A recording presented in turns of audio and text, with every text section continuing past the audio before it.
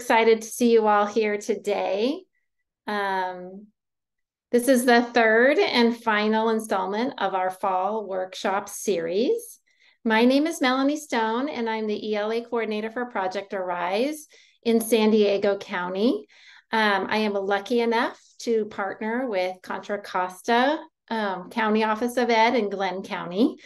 We're going to talk a little bit more about that partnership, but I'm hoping that while we wait for our friends to arrive, that you could go ahead and type in your role and where you are located in California, so we can kind of see who is present and with us today.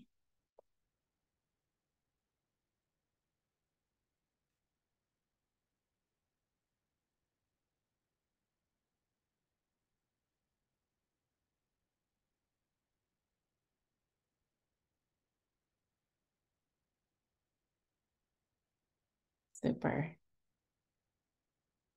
We've got a lot of folks from a lot of different lenses here.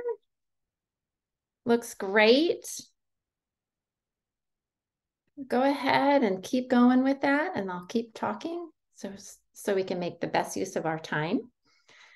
During the month of September, through the Project Arise grant, we've hosted 3 fall workshops.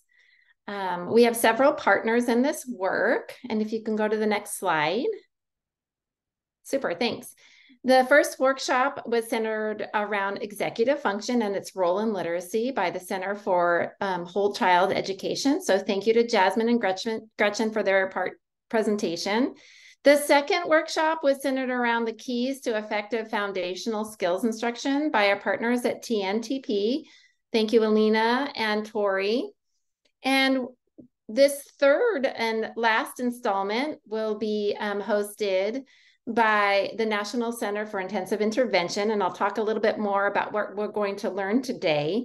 But I'd like to highlight some other partners. As you can see on the slide, we have several groups and individuals who are working with us to develop these wonderful modules to get research-based instruction for literacy out throughout the state of California. So I'd like to thank all of them for doing that as well.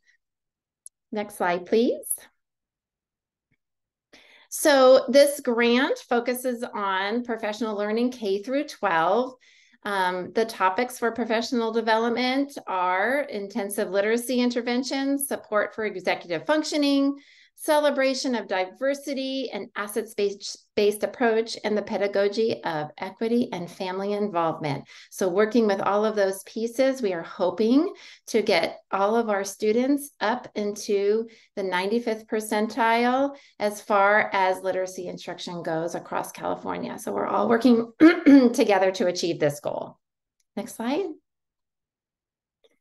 There are 14 free and wonderful online learning modules available, free to all California educators. We are going to be learning about the 5th one today, intensive intervention. And there are also several out there. Part 1 tackles executive functions and literacy. Part 2 is literacy as equity. Part 3 is the foundational skills. Part 4 is comprehension and knowledge building. So at the end of this session, we're going to go ahead and put the links to those modules in the chat, and you can go ahead and sign up through there. Later, we're also going to share recordings and important links and information to those who are registered for this session. So this afternoon, I would like to welcome John Potter from the National Center for Intensive Intervention. Together this afternoon, we will have the pleasure of chatting about the framework to provide and intensify interventions for students with intensive and persistent needs. We're going to go ahead and reflect on current intensive interventions, and we're going to receive an introduction to the resources to guide data-based individualization process. So right now I'll go ahead and turn it over to John, who will be guiding us through this exciting work today. All right, thanks, Melanie. Happy to join you all today. My name is John Potter with the National Center for Intensive Intervention. So I'm a technical assistance provider. So I provide technical assistance to a number of statewide organizations, as well as school districts and regional organizations to provide support in how do we intensify and provide effective support services for students with our most intensive and persistent needs. And so today I'm going to talk about just an overall kind of introduction to data-based individualization, or DBI as we call it. And we'll talk more about what that is. So a little background about the National Center on Intensive Intervention, if you're not familiar with our organization. So we are a contract funded through the Office of Special Education Program, so OSEP. And our mission, as you can see here, is to build really knowledge and capacity of a number of partners to support students with the most severe and persistent needs around social, emotional needs, behavioral needs, as well as academic needs. So our students that need the most, how do we support them? And so we support a range of folks, including state and local leaders. So we work with a number of state organizations, as well as districts and schools, but also faculty at institutes of higher education, other professional development providers, educators teaching in classrooms, and other partners that can support that implementation of intensive intervention for our students that need it the most. So in terms of the modules that we are providing as part of this, there's 3 parts to that intensive intervention module that you have access to and can take. The first part is the 5 steps of DBI, or data-based individualization. So this course is going to help you really kind of understand how DBI can support individualizing and intensifying interventions. It's going to define the 5 steps of DBI for you.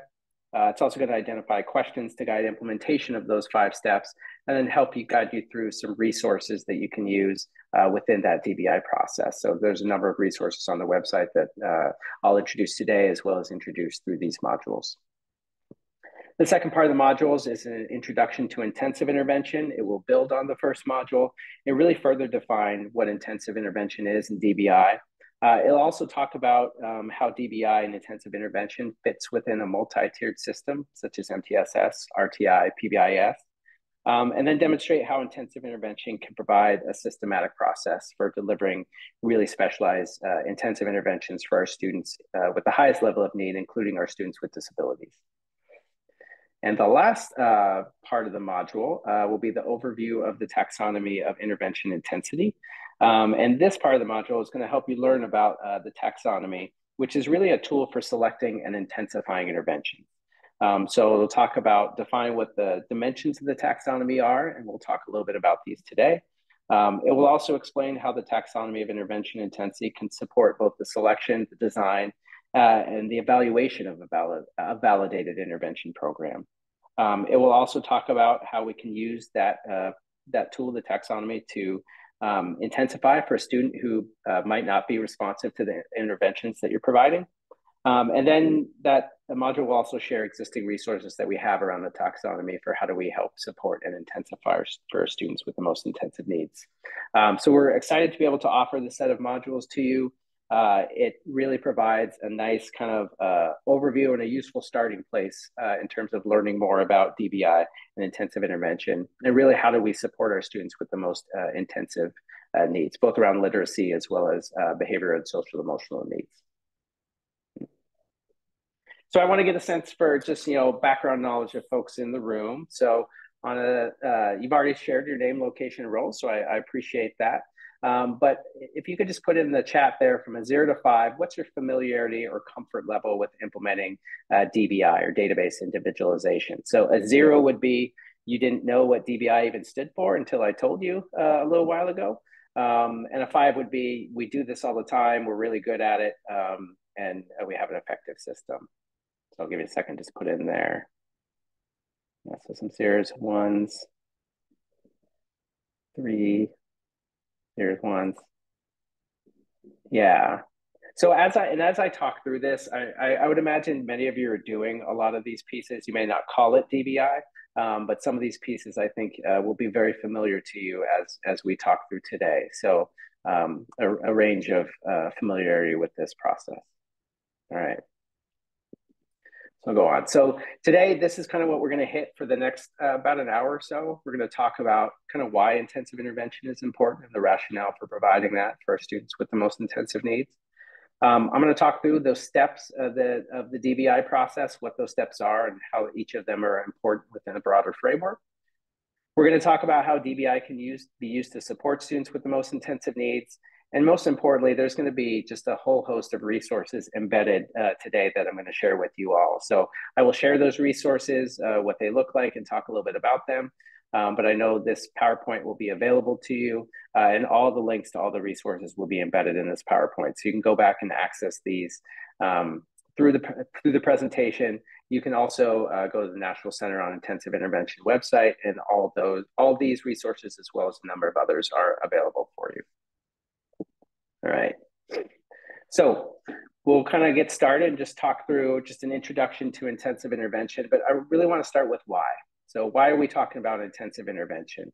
And it comes down to, I think this graphic is an important one. It's a few years old now, but the point of it kind of still remains. This idea that we've got a lot of students who need intensive systematic instruction, particularly instruction learning how to read. So this data shows you the percentage of students who fall in that category of, needing the most highest level of support. So if we talk about screening students, those students that were screened and identified as needing the highest level of supports. And over time, you could see, obviously, when 2020 hit, we started to shift our instructional model a little bit to virtual instruction. And there was a lot of, interruptions in schooling and a lot of things going on for kids and their families. So as we saw the percentage of kids with intensive needs grew. And we're not talking about, an increase in the number of kids with disabilities. We're talking about increasing the number of the kids that weren't getting really effective instruction that need, a higher level of supports.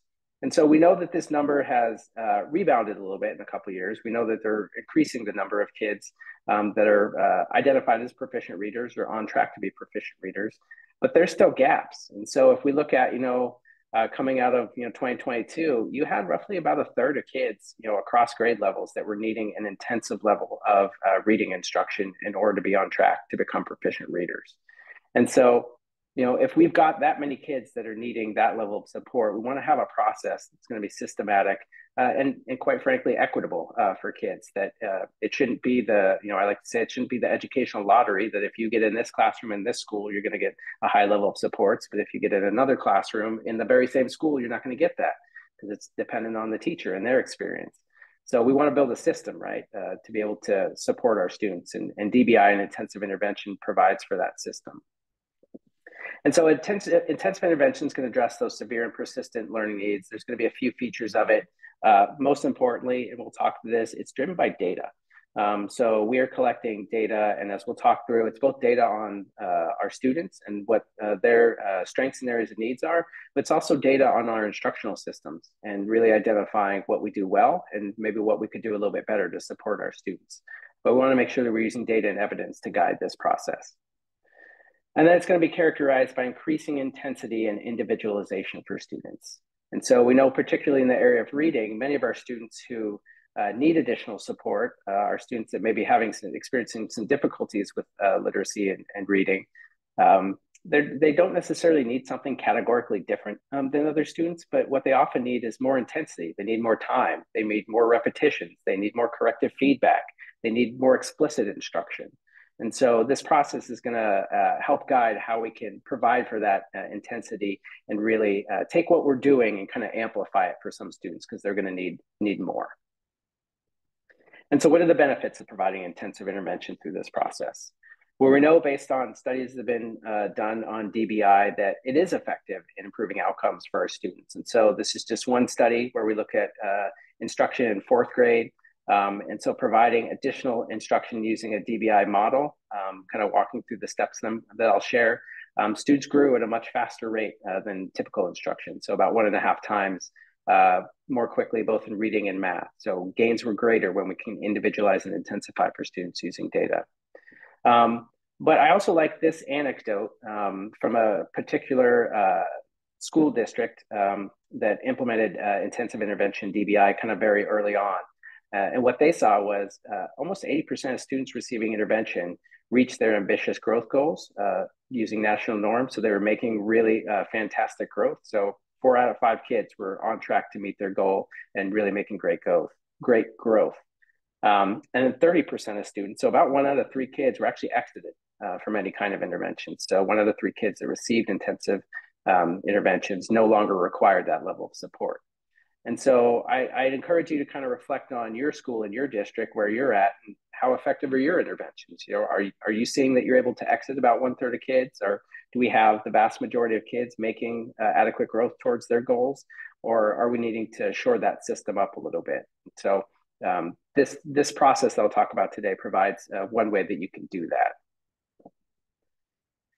And so I'll talk through then DBI, kind of what the steps are and what it is and what it's not. And so DBI is really our approach through NCII to providing intensive intervention to our students with the most intensive needs. So it's a process for delivering interventions. It is not a one-time fix. It is not a program. It is not necessarily a set of answers. More so, it's a set of questions that you ask that your team really looks at the answers using evidence and data. So it's a process by where we're going to, teach kids, we're going to provide interventions, and we're going to use data to really check in frequently and see, are we improving outcomes for kids, or do we need to change our instruction? So it's really closely monitoring our actions and what we're doing and how it's impacting our students. And it's going to integrate data and database decision-making across domains. And so we think about our students with the most intensive needs. So while they may be referred or may be receiving supports for one area, for example, in reading, students with the most intensive needs often have multiple areas of need. And so we know, for example, if students are not literate and effective proficient readers, as they progress through school, many of those students also develop, if they haven't already developed, coping mechanisms to deal with that. Sometimes that can be seen in externalizing behaviors. Kids, act out to get out of class or to get out of reading because they can't read. And that's nothing wrong with the individual student. It's many cases, it's an appropriate response from them, right? It's the same thing we do. If we don't want to do something, you're going to try to get out of it. And so if they can't read effectively, they're really good at getting out of reading.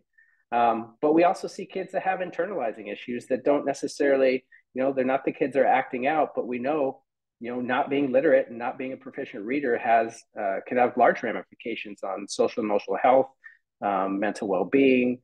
So we want to make sure that we're really addressing all those things together and making sure that if we're providing, for example, effective reading interventions, that we're also addressing all the other pieces that a student might need to be supported in. And that's what this process really helps guide you through, is looking at comprehensive data to really say, what are all the things that this student needs, as well as leveraging the strengths, right?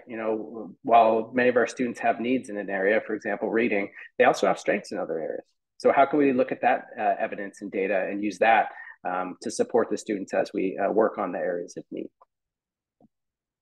And so in terms of a multi-tiered system of support, many of you may be implementing some level of MTSS within your schools.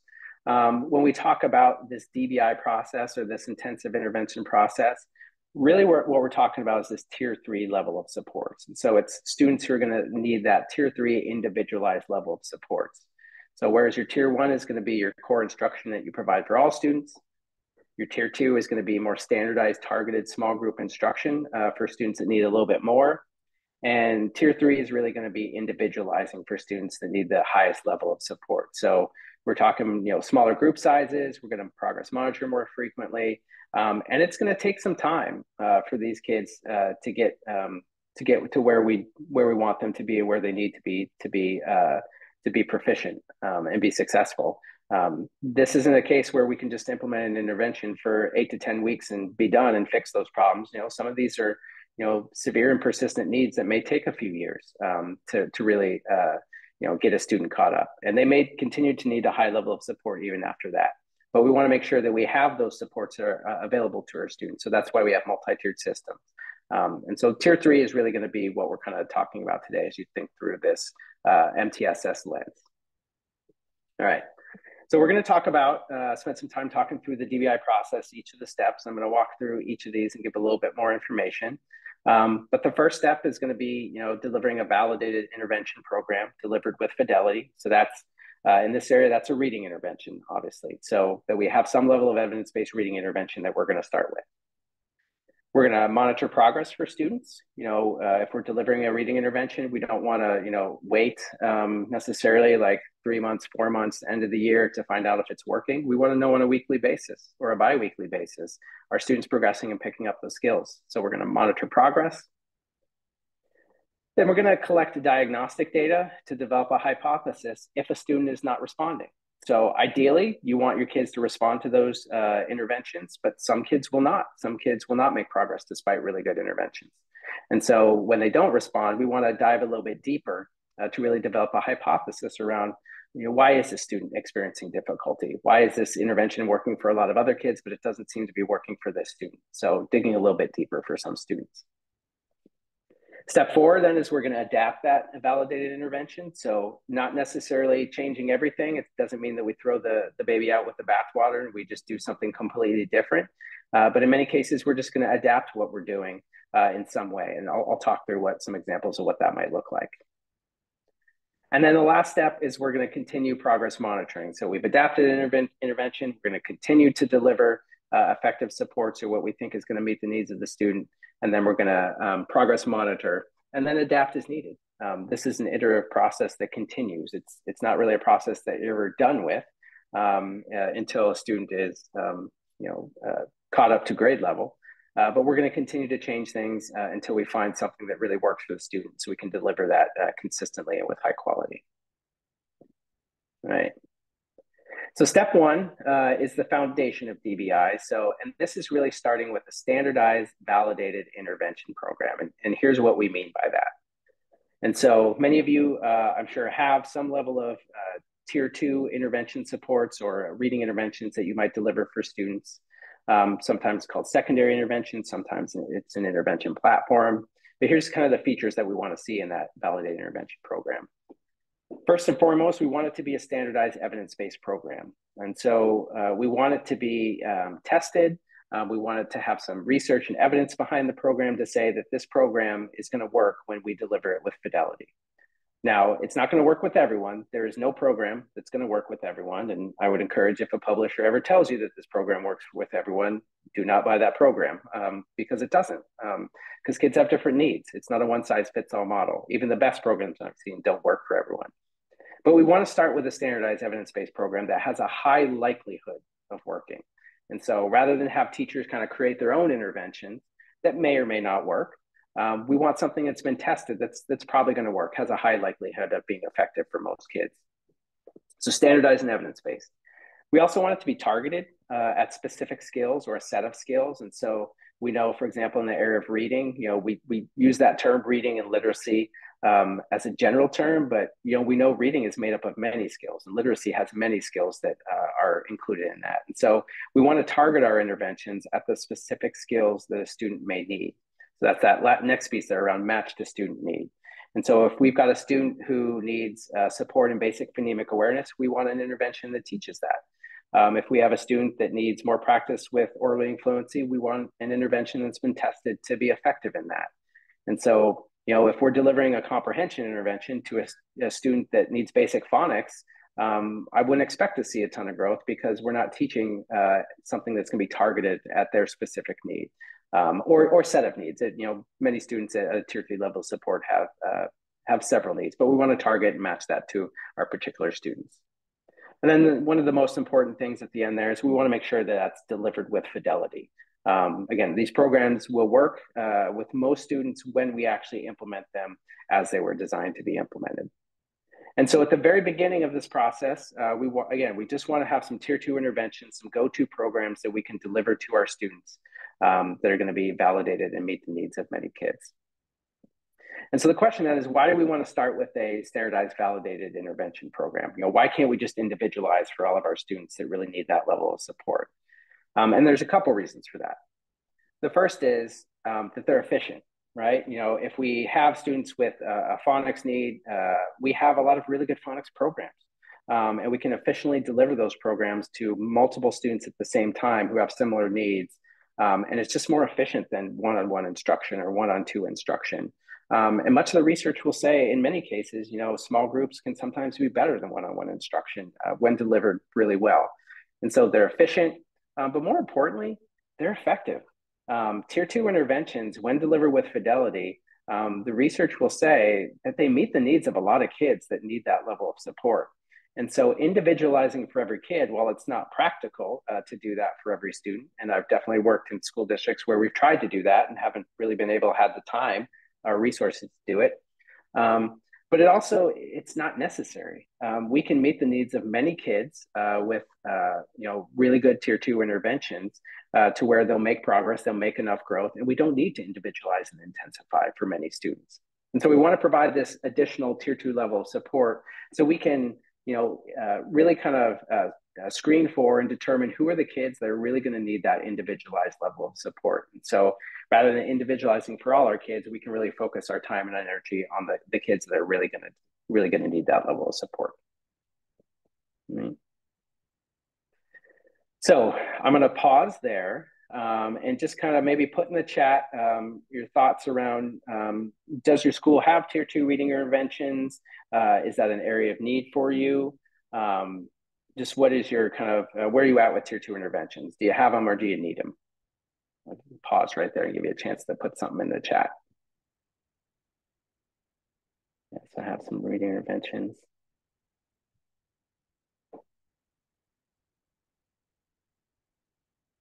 Yeah, where could you find a good list of research-based programs? I'll answer that in a second. It's a good question. In the classroom, yeah. We're getting some new ones. So some folks need some upper level interventions. Yeah. Yeah, so pull out. So yeah, so it seems like kind of a mix. So some folks have them, some folks don't. I will say, yeah, I see many schools that have them, don't necessarily have the time capacity to implement them with fidelity. Yes, that's an important one. And one thing I will just say with that first piece with validated intervention programs, to some extent, less is more, actually. I see a lot of schools that try to get, they have, 15, 20 different reading interventions they can deliver to kids. But in many cases, those reading interventions are teaching the same skills, just in a different way. And if we have so many reading interventions, it's hard to implement all those with fidelity. It's hard to train on those. It's hard to support those. So you don't necessarily need that level of intervention supports. You need a few good interventions that are going to match all the needs that you have at each grade level. That's a good point. I will say, if you go to the National Center for Intensive Intervention website, there is a tools chart, an academic intervention tools chart, as well as a behavior intervention tools chart that talks about the research behind and really reviews the research behind many of the reading interventions that are out there. My caveat to that is, and we want to be very clear with this, that tools chart does not endorse any programs. While it may look like some of them are on there and say, oh yeah, this is a good one, this is endorsed by NCII. That is not what NCII is doing with that tools chart. It's really an opportunity for you to go in and look at some of those interventions on there and evaluate the research behind it to say, is it a strong research study? Is it backed by research, or is it not backed by research? So I think it's a good resource, but you really have to understand how you're using that and not just kind of choose things on there blindly. So yeah, thanks, Michelle, for putting that in there.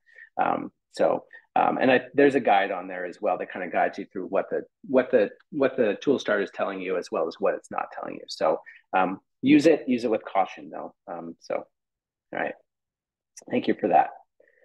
All right, so the second step, once we have those interventions, is really progress monitoring and having an ambitious goal to make sure that we're growing the reading skills of our students.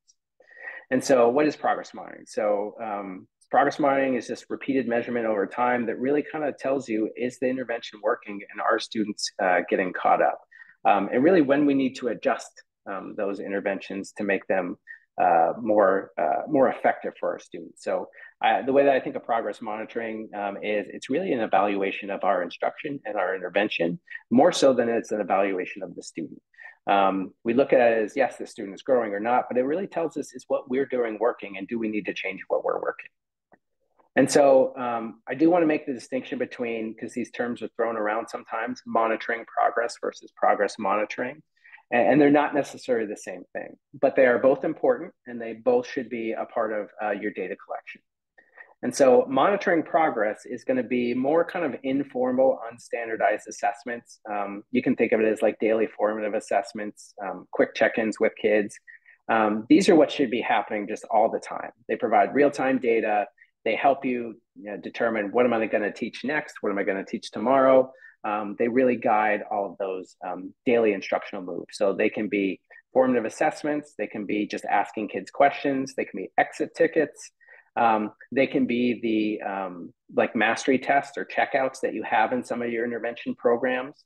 It tells you, I taught this, did the student learn it? Or do I need to reteach it? And this should be used with all kids, right? A good teacher is really good at collecting, this type of information on an ongoing basis. Again, don't need a standardized test to do this. Many teachers will do it and you won't even know they're doing it, but they're questioning kids and kind of taking note of, do I need to reteach something? So that's monitoring progress. What we're going to talk about more is this idea of progress monitoring. So this is using more valid and reliable measures that have a standardized delivery. So they're going to be delivered frequently, not as frequently as daily, but depending on intensity of instruction, especially for students with intensive needs, probably weekly. You're going to be monitoring students at the elementary level. At the secondary level, it's probably every other week or every month because that data doesn't grow as quickly. But you want to check in and really determine, are students making adequate progress towards grade level expectations or towards reading proficiency. And so we're going to graph that data. We're going to look at that over time. And we're going to use some decision rules to say, is the student on track or do we need to change our instruction? Progress monitoring data can also be used for entitlement decisions around special education, and then students receiving targeted and intensive interventions. I would say if you're delivering an intervention to a student, you should be progress monitoring a student because that's going to tell us if it's working or if it's not working. And so some tools, again, these links are in the PowerPoint here, but on the NCII website, there's another tools chart that helps you look at different progress monitoring measures, both for academics and behavior. And then, are they reliable? Are they valid? Do they have goals built into them? Who have they been researched on? Is the student population they're appropriate for, similar to your student population? So it's a nice tool for looking at, some progress monitoring tools. And then some nice tools just around how do you set high quality academic goals? So, how do we look at using decision rules and goal setting to support our students? These are big topics, and there's actually some other modules on NCI's website if you're interested in going a little bit deeper with this piece. But this is an important piece that will need to be really kind of honed in, is that progress monitoring, because it's important to say, is what we're doing working or not working?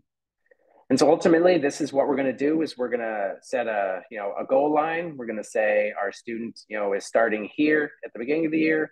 We know the grade level benchmark or our ambitious goal for them is here. We're going to draw a straight line, and then we're going to collect data as we do that weekly. And we're going to ask, is it working? Do data indicate that the intervention is working? And so many students will respond to really high quality tier 2 interventions. And so like this student right on the aim line there, on track to meet that goal at the end of the year, we want to continue doing what we're doing. But for some kids, we're going to see something like this, where a kid's either flatlining, maybe going down a little bit, or maybe they're making growth, but it's not enough to really get them on track. And so in this case, this is where we want to start talking about, we need to intensify, we need to collect some additional data to really figure out why this intervention is not working for a student. So we want to dig a little bit deeper when that happens and kind of figure out, what can be our next steps. Right? So I'm going to pause there to give you another chance just in the chat there. Are folks progress monitoring? Do you need support with progress monitoring? How is that data being used or collected in your school? So is it there or is it not there? You need a chance to put that in the chat.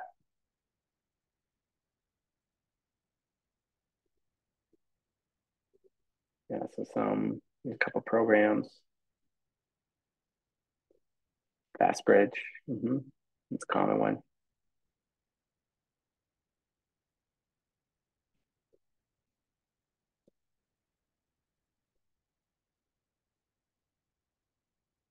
M class, yeah, that's another common one. Easy CBM, yeah. Yeah, so it sounds like folks have some stuff that you're using. So my take on progress monitoring is get a really good tool and just follow their guidance on goal setting and how to use that. So yeah, absences can really change results. Yeah, if kids aren't there getting instruction, yeah, it's that data can look a little bit different. So yeah, so as we move on here, then the idea is that we're going to deliver that intervention with fidelity. We're going to progress monitor, and many kids should be responding to that if we deliver it with fidelity. But some kids are not. You're always going to have some kids that are going to need something different or more. So that's this non-responsive, and we move to diagnostic data and start to really develop a hypothesis about why a student's not responding. And so then we want to think through this lens of why do students experience challenges? What are all the reasons that this could happen? And so I like to do this kind of a little activity or thinking activity when we think about why do students experience challenges. So I want to start with this idea of a goldfish, right? And so I want you to think if you've ever had a goldfish or you've got a kid with a goldfish, we all know like sometimes those goldfish, they don't last long, right? As long as we would like them to be. But many times, we have goldfish and they're not doing well. They're not healthy. They're swimming a little sideways, looking a little sick. It may not be, hopefully they're not floating upside down yet, but they need something, right? They're not doing well. And so I want you to just put in the chat for me, when you have a goldfish that's not doing well, it's not healthy. What are some of the reasons why that goldfish may not be healthy? What are some of the things questions we might ask or things we might look at to say, well, this is why this goldfish is not healthy. Clean the tank, yep. Overfed, yeah. I'd say underfed too is, yeah. Environmental, yeah. Health. Is the water dirty? Is he hungry? Yeah. Bad water, yep. Yeah, yeah. All those things like pH balance of the water. Yeah, not happy. Yeah, cat. I've seen that one. Do you have a cat? Hopefully, you have moved it away from any other animals. But there's also like sometimes certain types of fish are not supposed to be in the tank together. You could put certain fish in there, and they just they don't coexist very well. So yeah, and all these are great answers, all wonderful answers. So the idea is when we have a goldfish that's not doing well, we always ask, around everything around the goldfish. So what could we improve around the goldfish to make that fish more healthy? But for some reason, when we have a kid that struggles in our school, what do we always want to jump to? We always want to jump to what's wrong with that kid? Like, why can't he just get it? Like we've taught it, all the other kids are getting it. What's like, is it the parents? Like, what's wrong with it? Like we kid blame, right? Rather than think through the lens of like all the things around the student, mainly us and the environment the student's in, we tend to blame the kid and think through the lens of, what's wrong with that student. And so we want to think through with this DBI process and this problem solving process. We want to think this idea of that the learner is centered in all of this, and we want to individualize for all of our learners, but learning doesn't occur in a vacuum. And so learners are going to be successful. Every learner is going to be successful when we find the right balance for them between who they are and all the strengths and areas of needs that they bring to the table and a variety of things. So we need to balance out the instruction, right? We need the right type of instruction, the right amount of instruction. Again, some kids need more explicit instruction. Some kids will be okay with less. Some kids need more opportunities to respond. Some kids will be okay with less. But we want to find the right level of instruction for a student. We also want to find the right curriculum for a student. And I don't mean just like the physical program that you use, but I'm talking about like the skills that we're teaching. We have to match that to what a student needs. Again, if a student has a need around basic phonemic awareness, teaching them, advanced fluency or reading comprehension, skills may not be the skills that they need right now. And so we want to think through the lens of, are we matching the instructional need to the curricular need to the student? And then the environment. We want to make sure that we're teaching in an environment that is conducive to learning, that's going to be supportive of the student being successful. And so some kids can learn in a more chaotic environment and do okay with that. Many kids cannot. And so we want to make sure that we're matching the needs. And so we always want to think about, we think about the learner, I think, is who you teach. But we need to think more about the instruction, which is how you teach, the curriculum, which is what you teach, and the environment, which is where you teach. All those things are going to be important. And so a student that is having difficulty with reading, that has had the most high quality instruction, the best curriculum that has matched their needs, and a conducive environment, is going to need something very different than a student who has the same level of difficulty, but it hasn't received good instruction or good curriculum or a solid environment. And so we want to know more about what we're doing as adults so we can really match to students' needs. And so when we think about these variables, you want to think through these things. And when we're collecting diagnostic data, I'm asking these questions, not just about testing my kids, right? So when we think about diagnostic data, we think about, oh, I need to give the kid a test. I need a phonics assessment, or I need to dig deeper to see if they have executive functioning issues. I'm not saying those things aren't important. You need that information, but you need as much, if not more, information about what we're doing, because if they have executive functioning issues, how has our instruction curriculum environment, impacted that, or in many cases created that? We can create chaos for kids sometimes in our instruction, and it looks like a kid problem, but it's really an us problem. And so we think about instruction. Are we providing explicit instruction? How is our pacing? Are we providing frequent opportunities to respond? One of the best predictors of how well kids learn something is how many times they get to practice it and do it correctly. Are we giving corrective feedback? Are we using culturally relevant pedagogy where we're valuing and honoring what students bring to the table and incorporating that in what we're teaching and how we're teaching? Are we engaging kids? We want to look for students that really experience difficulty. The level of all these things may have worked for a lot of kids, but it's not working for some of our students. So we may need to amplify that for some of our kids. Around curriculum, we want to look at how's the scope and sequence. Have we taught the prerequisite skills? Do kids know the prerequisite skills before we teach more advanced skills? So if we're teaching kids to teach to understand multisyllabic words, can they first do single syllable words? Do they have all the consonant blends? Do they have the R controlled vowels, the digraphs, all of those pieces before we move on to higher level skills? Is it the right level of difficulty? Is it matched to what they need? Are we using high quality materials? Are they culturally relevant materials? All of these are questions I want to think about when a student is experiencing difficulty. And then from an environmental standpoint, I want to know, have we set clear expectations for what our students are supposed to do? Have we set those? Have we communicated those? Have we reinforced those? Are we having positive interactions with our kids? We want to, some of our kids who experience the most difficulty don't hear a lot of positive reinforcement throughout the day. What they hear is, nope, that's wrong. Nope, go sit down. Nope, try again. Nope, do it again. That's pretty defeating for a lot of kids. So how are we building on their strengths rather than just hearing negative feedback, but hearing about affirmative feedback when they are doing the right thing, when they are learning and really celebrating that? Are we have classrooms that are inclusive where students are working together, in a more collaborative environment, or do we have kids competing against each other? Are we giving positive feedback? These are all important things that we really want to look at in addition to giving like a phonics screener or an executive functioning assessment, because that's going to really tell us how we can change what we're doing to make sure that we're meeting the needs of our students. And so I want you to think just in the chat real quick, put in the chat, when you have a student, maybe is referred for additional support, or a student that's experienced significant challenges, what information do you typically collect to better understand, how can we provide intervention supports? So it may be something on here, it may be more tests that you're giving, but just put in the chat there what information you typically collect or analyze or look at when a student is experiencing significant difficulties.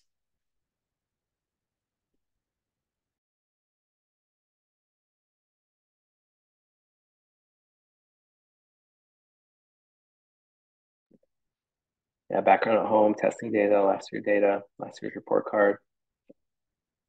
Yeah, not enough variety. Yeah, we test the learner a lot, right? When a kid struggles, we do a whole lot of learner assessment.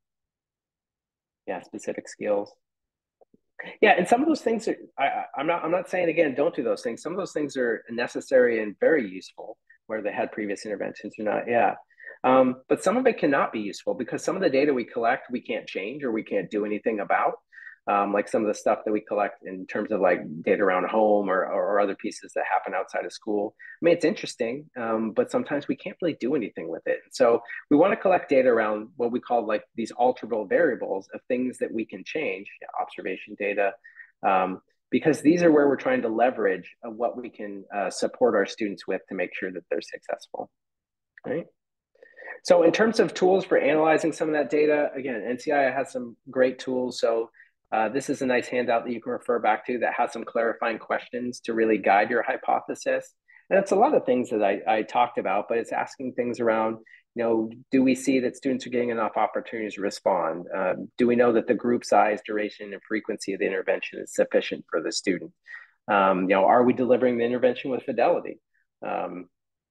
These are all important things that we want to know. So this can help guide kind of your thinking in terms of what questions to ask to really guide your data collection.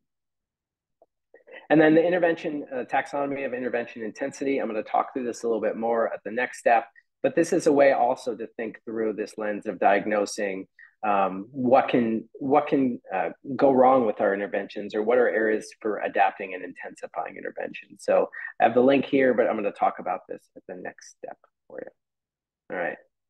So once we collect all that data, then the next step is really, what are we going to do with it? How are we going to individualize and intensify to really address our hypothesis? And so, within this whole, 5-step process, this diagnostic data, step 3, I really think is the most important, because if you do a good job collecting information and collecting really good data around why a student may need some additional supports, then the plan of what you're going to do becomes kind of clear.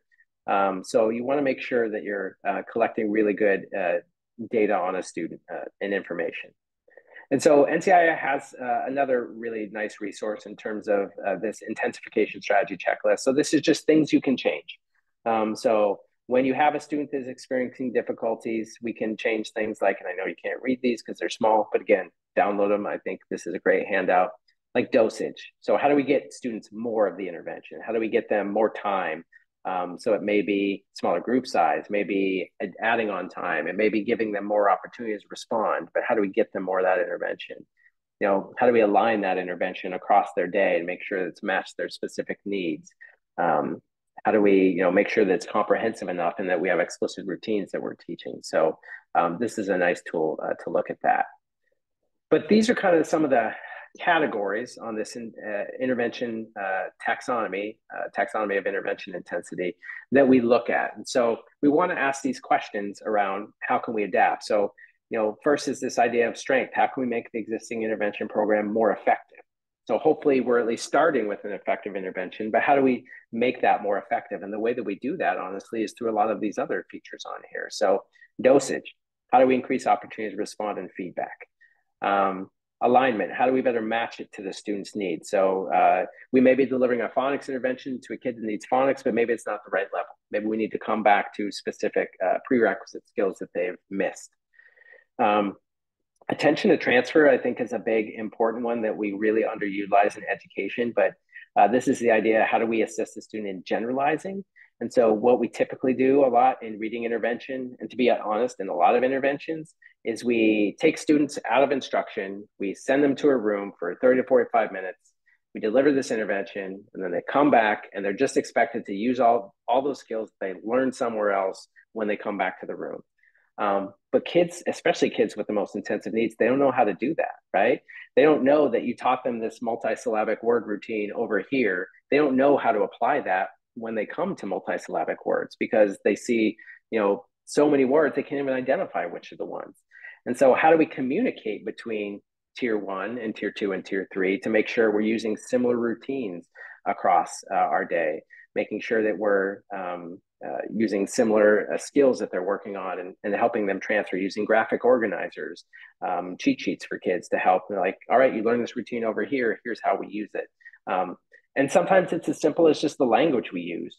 We think about, if you teach like the silent E, like, what do you call that? Like, people call it so many different things. It's the silent E, it's the bossy E, it's the ninja E, or like hand gestures for phonemic awareness. Some people like to use fingers, some people use, pound it out, some people use arm gestures. I get that we all understand what those mean, that they're the same thing, but kids don't. Kids don't know that the silent E and bossy E are the same thing. And so how do we simplify our language sometimes and use simple language across instructional blocks for kids?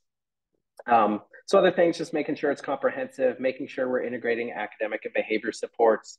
Sometimes we get over focused on maybe it's a reading intervention. We're just collecting reading data, but if a kid's getting a reading intervention, it's not working. Have we asked them how it's going? Have we asked them did they like the reading intervention? Because many times kids will tell you, like, I don't like going to this reading intervention, or I don't like being pulled out of class. My friends get to do other things. So we want to be careful about the unintended consequences that can sometimes happen when we have the best of intentions to provide really good reading interventions. But sometimes there's unintended consequences to those. I'm not saying don't provide those reading interventions, you need to, but let's get student voice in there a little bit more and really ask them, like, what do you think about all this? How can we support your social, emotional, and behavioral needs as well as your academic needs? And then individualizing is just how do we better individualize? And to be honest, you individualize through doing all of these things, making sure it's matched to their specific needs that you see. And so the intervention taxonomy is a tool that has all these pieces in there, helps you determine where to go. But we also want to know that if we individualize and adapt an intervention using this process, we got to deliver with fidelity. And this is a hard part that I think we fall down with a lot, is that we have the best of plans and the best of intentions, but for one reason or another, we don't do it as well as we want to. And so if we're creating a plan on the front end, we want to make sure to support it on the front end before we're really checking fidelity on the back end. And so, for example, if we're putting together an individualized intensive plan and we're going to say we're going to let this plan run for 8 weeks, we're going to collect data and see how it's going. I don't want to wait till week 7 to get in there to look at fidelity. I want to get in there week 1, and not through a lens of like, are you doing this correct or not? I want to look through the lens of what do you need to do this correctly? What do you need to do this with high quality? Because these interventions are often complex. There's multiple pieces to them. And we want to make sure we're supporting our folks to do that rather than finding out 8 weeks later, 7 weeks later, oh, we actually didn't do it because this teacher didn't understand how to do it, or they didn't have the time to do it, or they didn't have the materials to do it. So we want to make sure that we're looking at fidelity when we adapt a plan for a student, right?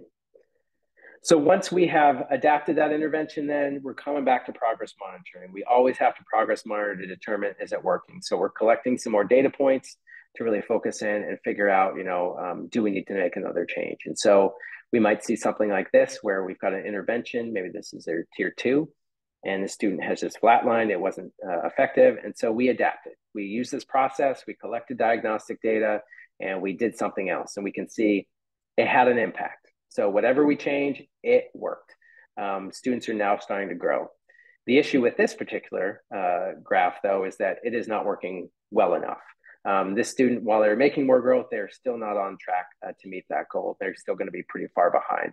So we may choose to go back and continue to intensify for a student. So again, this ongoing process that's going to be based on the student's responsiveness. So where we find maybe this didn't work, we did something better, it's working more, but not enough to catch a student up. We're going to continue to make changes until we find something that's going to really put the student on track to be successful. And even if a student goes through this process and gets identified as in need of an IEP, we continue to use this process for students who have existing IEPs. Special education is not an end goal. It is not a final step. We don't just send them off somewhere where they get something else and we take them out of our system. They continue to be a part of the system of where we discuss how do we support kids, even if they do have an IEP. And so we're going to continue to adapt as needed. All right. So as we kind of come to the end here, I'll give it a chance just for questions for folks.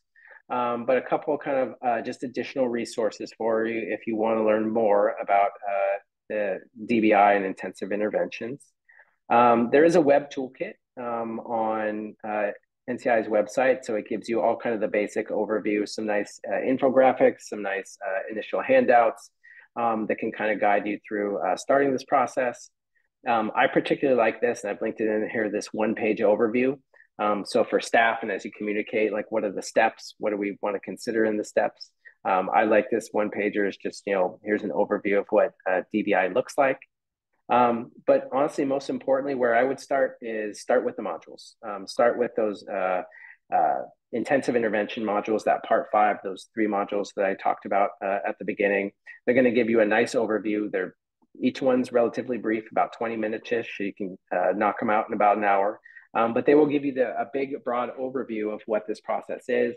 There'll be some examples in there of what students might look like going through the process, and give you some nice, really tools and resources as you go to build this level of intensive intervention for your students. Yeah, thanks for putting the registration for the modules up there. So I want to pause there and just see what questions folks have. I want to leave some time at the end here as we talk through those 5 steps in the general framework. What questions do people have, either about any of the steps, resources, how do you implement this? What questions? So I'll just pause right there.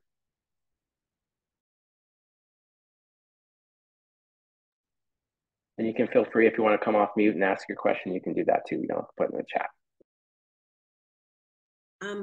I had a question about the chart that you gave us the link to in regards to, I don't know whether it's supposed to be like evidence-based reading intervention programs, but there were some that we use that were not listed, and some that were listed that I've used that are not necessarily that effective with certain students, like students who have a dyslexia profile, for example, but it says that it has a strong evidence base. So if you could just kind of clarify that those were studies that were done using those particular interventions, and that's what your chart is showing. Is that correct? Was I interpreting that correctly? Yeah, that's a good question, and I appreciate you asking that. So first of all, like all good reading interventions will not be on that tools chart. So to be on the tools chart, publishers have to submit, and many didn't. And as I look through that, in my experience, there's a lot of really good programs, to be honest, that aren't on the list. I'm like, why is that not on the list? Like, this is a good program, ton of evidence. But there's a lot that's not on there. So it's certainly not the end all be all. In terms of some programs on there that may not be as effective, yes. And so again, it's a subtle distinction, and it's one that I continue to wrap my brain around. The tools chart is not an evaluation of the interventions. It's an evaluation of the research that was conducted on the intervention. So it's really saying, was this a solid research study or was this not a solid research study? So what you could find on there is, yes, this was a really solid research study. This program had really solid research. And then when you investigate a little further, it's like really solid research, but the program is not that great because the findings are not that great. So anything that's on there, don't just say, oh, it's on there, we're good. I know of a few programs on there that I particularly would probably avoid. But I think it's important to understand that it's really just evaluating the research for programs and not the actual program. So you have to dig a little bit deeper in there. It's also, the other piece I would add is the publishers submit the research that they want evaluated. And so it does have to be independent research. They're not just submitting like, hey, look at this study that we did. But also keep in mind, like, they're not going to submit studies that found it not effective. And so I know there's some programs on there that may have, oh, there's a couple studies that say it's really effective, but if you actually look at the research, like there's a ton more that say it's ineffective. That's not going to be captured on that particular page. So I think the NCII tools chart is a nice place to start to think about interventions, but you're going to need to do a little bit more legwork in terms of just looking at the research and seeing how effective the programs were. But yeah, very good question. What other questions do folks have?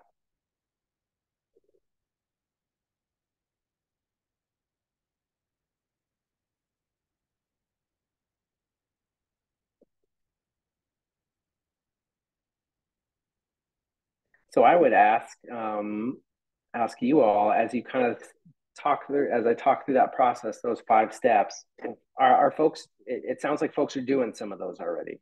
So in terms of like that DBI, we started at the beginning with the rating, like how familiar are you implementing this, on a 0 to 4 scale, as many zeros or ones. After hearing that and understanding what it is, what number would you put in there now in terms of, are we actually doing this, on a 0 to 4 scale? 0, not doing it at all. 4, we're slamming, we're doing a great job. Yep, there's 4, or somewhere in between. See if those numbers go up. Yeah, so 4, 3, so some ones, yeah.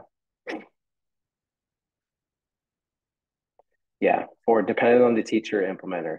Yeah, and that's a very good point. And that's what we're really trying to build is a system where it's not dependent on the teacher or implementer. And I know that's easier said than done because everything's dependent on the people that we have, but it's thinking about how do we put together really good teams to where we can do this consistently for our kids. I guess I would also ask follow-up questions. So for those of you that are putting in ones or lower, like what are the areas that I shared in terms of that 5-step process? Maybe let me go back to this that you're finding that you're needing some more help with. So if I go back to, yeah, we could just use this. So validated intervention program, progress monitoring, diagnostic data, intervention, adaptation, progress monitoring, 1 through 5, which of these steps are you finding that you're, needing to shore up the most?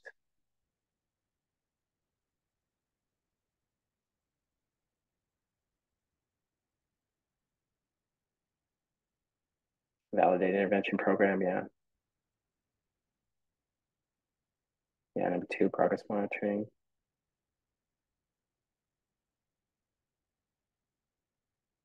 Yeah, hope new programs validated, yeah. Again, I think the tools chart is a good place to start, but it may not be on this tools chart, so.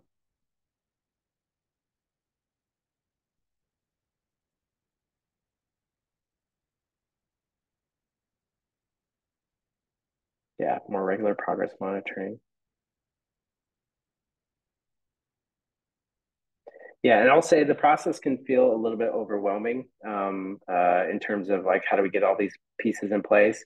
The place that I would absolutely start is just get some really good validated intervention programs and really investigate, are those programs evidence-based? And not only are they evidence-based, but are they evidence-based for the types of students that we have? So, if you've got a high proportion of English learners, make sure that you've got programs that have some research behind that they're going to be effective and support the needs of English learners. Because there's some programs that are really great for native English speakers that are not so great for English learners that don't have that level of language support that you need. So, yeah. Yeah. So need for intervention adaptation, very quickly jump to discussion about special ed testing. Yeah. Yes. Yeah. And that's the idea behind, a multi-tiered system and database individualization is it's supposed to give you some information about what do we do when we've tried everything that we know. And it is a set of questions. It's not necessarily always a set of answers, but again, going back to I think with looking at, are we delivering those interventions with fidelity? And then starting to ask some questions, if you're not already, about our instruction, curriculum, environment for the student. So personally, when I've worked in schools and done this process, I cannot collect diagnostic data without going and observing a student and looking at, how are they responding to instruction? Are they getting corrective feedback? Is it a high pace? Is it explicit? I look a lot more at the teacher and what they're delivering and how the other students are responding as much as I'm looking at that particular student. So without going in and looking at instruction, it's hard to know what instruction is occurring. And honestly, no fault of the teachers. I've taught reading interventions and there's a lot going on. They have many pieces sometimes. And when you get kids in front of you, kind of to some extent, all hell can break loose. So we want to make sure that we are providing an extra set of eyes to help teachers understand, did you know you're doing this or did you know you're not doing this? Because sometimes like I had no idea that I need to do this because I'm trying to teach 5 kids that all have very explicit needs. And, I may not be delivering the program fidelity because I really just didn't recognize that. So it's about supporting our teachers to do a better job with teaching those with fidelity. And so really it's thinking through the lens of like kids will do well when they can, when they're supported to do well, but teachers will also do well when they can. So they need the support to be able to provide these interventions to our students because they all have, all the students that many of us are serving have really significant needs. So, all right. Well, if there's no other questions, I'm going to ask you, and there's our just contact info. If you could, I'm going to put this in the chat too. Whoops, let me go back a second. If you could just give us feedback. Here. Oops. No, it's not going to go in there. All right. Well, there's the URL. You can kind of, whoops, sorry. It's getting squirrely on me. All right, there we go. You can kind of put in there the URL, or you can use the QR code there. We appreciate feedback. It's quick. Yep. Thank you, Michelle. Appreciate that. But if you could just give us some feedback, we like to make these better and better. And I definitely look at that and make sure that this is relevant for you all. So it's short, less than 5 minutes. Just take you a couple minutes to fill that out. If you don't do that now, at least take down the URL and do that, right afterwards. So, all right. And if I can just jump in and say, John, less than 10 seconds, really. It's a very quick survey if you can do that for him. Yeah, we try and keep it quick. So, all right. Well, thank you all for participating and, learning with us today. I appreciate your time, and hopefully that you found this helpful, and hopefully the modules will also be useful. And I'd say look for other opportunities for us to support you all too. So I'll turn it over to Melanie.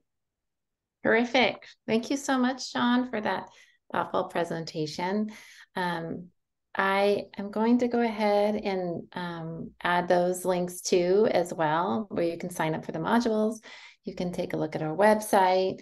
And I also want to thank our other partners who have prepared these modules for all of us to enjoy and grow from.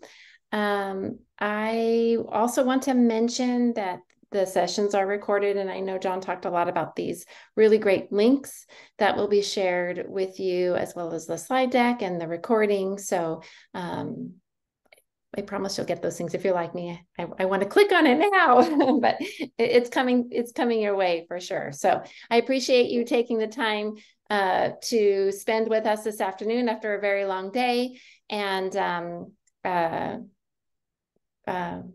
thank you so much. Thanks, everyone.